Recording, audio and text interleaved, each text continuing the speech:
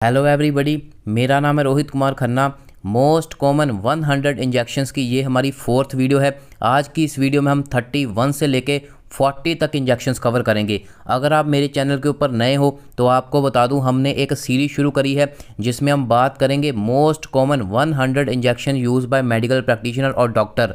मतलब doctor and medical practitioner वो कौन से 100 इंजेक्शंस हैं जो सबसे ज़्यादा इस्तेमाल करते हैं। अगर आप फ्यूचर में ये वीडियो देख रहे हो तो डिस्क्रिप्शन में आपको 10 के 10 वीडियोस के लिंक मिल जाएंगे। काफ़ी इन्फॉर्मेटिव वीडियोस हैं, आप जाकर के देख सकते हैं अगर सारे के सारे इंजेक्शंस के बारे में इन्फॉर्मेशन चाहिए। आज की इस वीडियो में हम 31 से लेकर 40 तक इंजेक्शंस कवर करेंगे। आज की ये वीडियो मिला के हमारे 40 इंजेक्शन 100 में से 40 इंजेक्शन कवर हो जाएंगे। जो हमारा 31 नंबर इंजेक्शन है वो है सेफोटैक्सिम इंजेक्शन। ये एक सेफेलोस्पोरिन क्लास की एंटीबायोटिक मेडिसिन है एंड इसका इस्तेमाल इंट्रामस्कुलर एंड इंट्रावेनस करा जाता है। इसके यूजेस के बारे में बात करें तो बैक्टीरियल इन्फेक्शंस जैसे लंग्स का इन्फेक्शन, निमोनिया हो गया, respiratory tract infection, gonorrhoea infection जो कि एक सेक्सुअल ट्रांसमिटेड डिजीज़ है, मेनिंजाइटिस जो ब्रेन का इन्फेक्शन है, PID pelvic inflammatory disease, UTI urinary track infection, bones का इन्फेक्शन, जॉइंट्स का इन्फेक्शन, स्किन में किसी तरह का इन्फेक्शन हो गया है तो सेफोटैक्सिन का इस्तेमाल करा जाता है। जो हमारा 32 नंबर इंजेक्शन है वो है पिप्रासिलिन एंड टैजोबैक्टम का कॉम्बिनेशन आता है इंजेक्शंस का। पिप्रासिलिन इसमें पेनिसिलिन एंटीबायोटिक है एंड जो टैजोबैक्टम है वो बीटा लैक्टमेज इनहिबिटर है।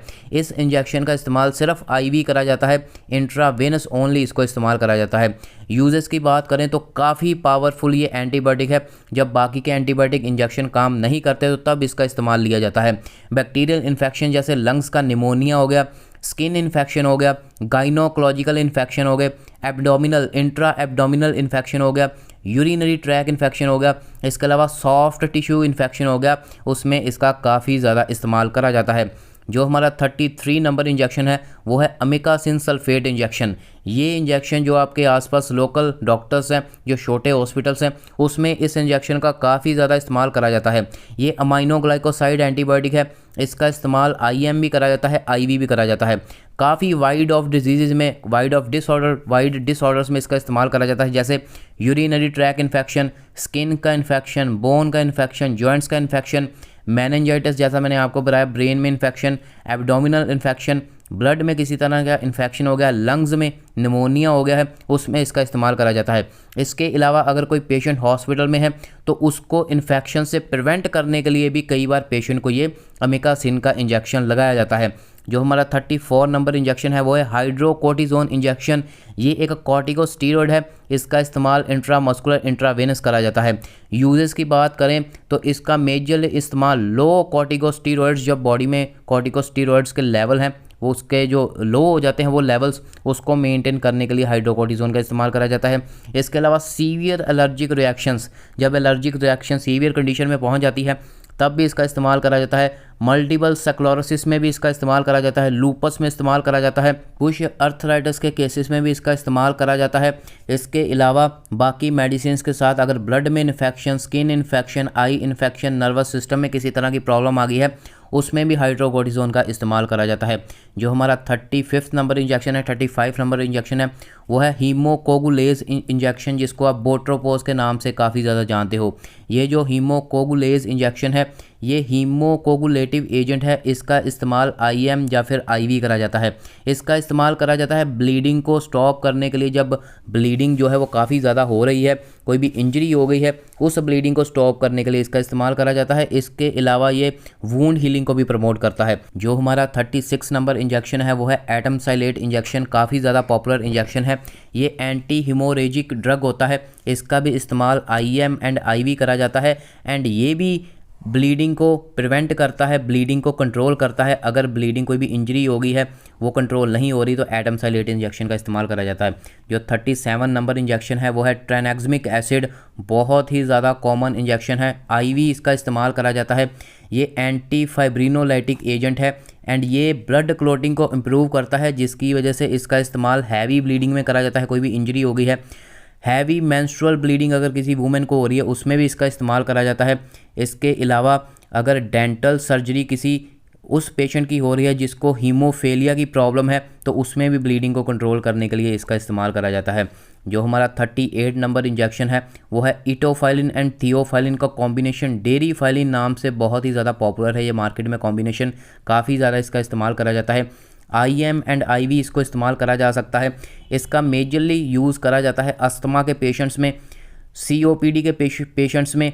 इसके अलावा अगर किसी को ब्रीदिंग की प्रॉब्लम है, ब्रोंकाइटिस है, किसी को वीजिंग साउंड आ रहा है एंड कफ जो है वो सीवियर कंडीशन में पहुंच रही है, ओरल टैबलेट से, ओरल मेडिसिन से नहीं ठीक हो रही, तो देन इस डेरीफाइलिन का इस्तेमाल करा जाता है ब्रीदिंग को सही करने के लिए, अस्थमा हो चाहे वो COPD हो। जो हमारा 39 नंबर इंजेक्शन है वो है पोटाशियम क्लोराइड इंजेक्शन। ये एक पोटाशियम का इंजेक्शन होता है एंड इसको हमेशा IV में डिल्यूट करके इन्फ्यूज़न में इस्तेमाल करा जाता है। IV इस्तेमाल करा जाता है इन्फ्यूज़न में।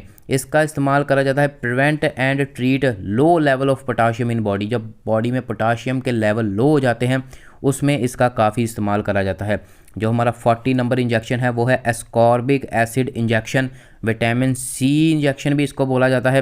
विटामिन C की आपको पता है टैबलेट भी आती हैं, लेकिन जो पेशेंट अनकॉन्शियस होते हैं या फिर विटामिन C की टैबलेट नहीं कंज्यूम कर सकते उनको ये इंजेक्शन लगाया जाता है।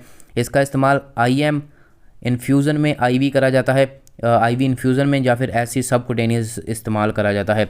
विटामिन C की डेफिशिएंसी को कम करने के लिए, डेफिशिएंसी को ख़त्म करने के लिए, इम्यूनिटी को बूस्ट करने के लिए, इम्यूनिटी बूस्ट होगी तो जो डिजीज़ बाहर के इन्फेक्शन हैं उनसे लड़ने की क्षमता बॉडी की बढ़ेगी। स्कर्वी जो कि एक स्किन की प्रॉब्लम होती है उसमें भी इसका इस्तेमाल करा जाता है।